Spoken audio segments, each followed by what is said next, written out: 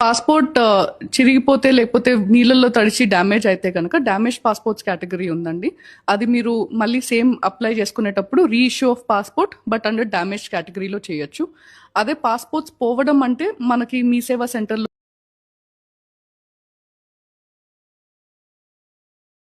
Passport చిరిగిపోతే లేకపోతే నీళ్ళల్లో తడిచి damage అయితే గనక డ్యామేజ్ పాస్‌పోర్ట్స్ కేటగరీ ఉందండి. అది మీరు మళ్ళీ సేమ్ అప్లై చేసుకునేటప్పుడు reissue of passport but under damage కేటగరీలో చేయొచ్చు. అదే పాస్‌పోర్ట్స్ పోవడం అంటే మనకి మీ సేవా సెంటర్‌లో